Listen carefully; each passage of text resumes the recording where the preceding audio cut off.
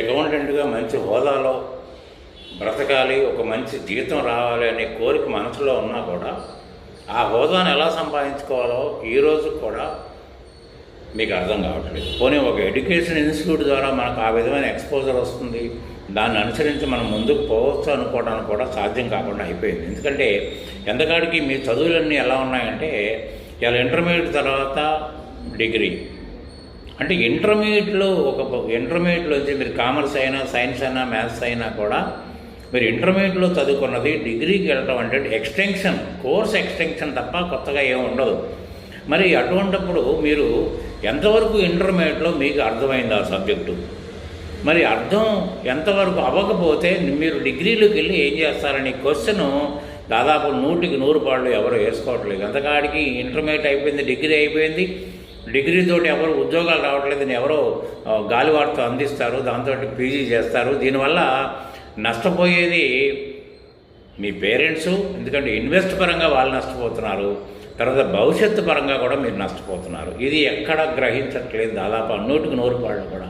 వాళ్ళ go on studying ఇట్లా ఎంత దూరం పోతారు? పోయడానికి ఒక మార్గం కనుక మీకు దొరకకపోతే మీ ఫెయిల్యూర్ శాతం రోజు రోజుకి పెరిగిపోతుంది. ఇవాళ అకౌంటెంట్ కావాలంటే ఇవాళ కాలేజీలో శూన్యం, అసలు అకౌంట్స్ గురించే చెప్పట్లేదని చెప్తున్నారు.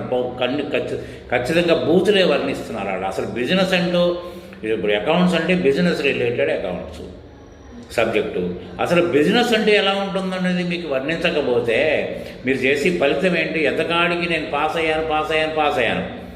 అయిన తర్వాత అసలు పాస్ అవ్వడం కాదు, ఎగ్జామినేషన్ రాయంగానే మీ మైండ్లో నాకు ఇప్పటి వరకు నేర్చుకున్న అంతా కంప్లీట్ ఎరేజ్ అయిపోతుంది. మళ్ళీ కొత్త ఇవన్నీ ఏంటి?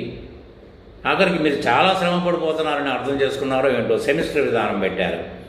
సెమిస్టర్ విధానంలో ఏంటంటే మీరు చదువుకున్న కొద్దిపాటి దాంట్లోనే గుర్తుపెట్టుకుని రాసేస్తే అయిపోయింది. అంటే అప్పుడు దాకా చదువుకున్నది మీరు మర్చిపోండి అని చెప్పకనే చెప్పినట్లు లెక్క. దీన్ని ఎంకరేజ్ చేసుకుంటూ పోతున్నారా? మీరు దీని గురించి ఏమన్నా హర్తాలు చేస్తున్నారా? ఇది వ్యతిరేకిస్తున్నారా? మీరు అంటే స్టూడెంట్ వర్గం ఎవరు వ్యతిరేకించట్లేదు, కానీ ఎంత దూరం పోతుంది. కాబట్టి మీరు అకౌంటెంట్ కావాలంటే ఎప్పటికైనా గ్రహించండి. ఇలా అకౌంటింగ్ ప్యాకేజ్ ద్వారా రిపోర్టింగ్ వస్తుందేమో, అకౌంటింగ్ ప్యాకేజీలు అన్నీ కూడా బేసిక్ ప్రిన్సిపల్స్ మీదనే బేస్ అయి తయారు చేయబడ్డ సాఫ్ట్వేర్. కాబట్టి మీరు బేసిక్స్ తెలుసుకుంటే మాత్రమే మీరు బెస్ట్ అకౌంటెంట్ అగలుగుతారు, పర్ఫెక్ట్ అకౌంటెంట్ కాగలుగుతారు. అదర్వైజ్ లేకపోతే మీరు నేర్చుకున్నంత వరకే పనికి వస్తుంది తప్ప మళ్ళీ మీ కోరికలు తీరడానికి 100కి 100 పాళ్ళు అవకాశం ఉంటుంది ఉండదు. కాబట్టి ఇప్పటికైనా గ్రహించి వివరాల కోసం నన్ను సంప్రదించండి.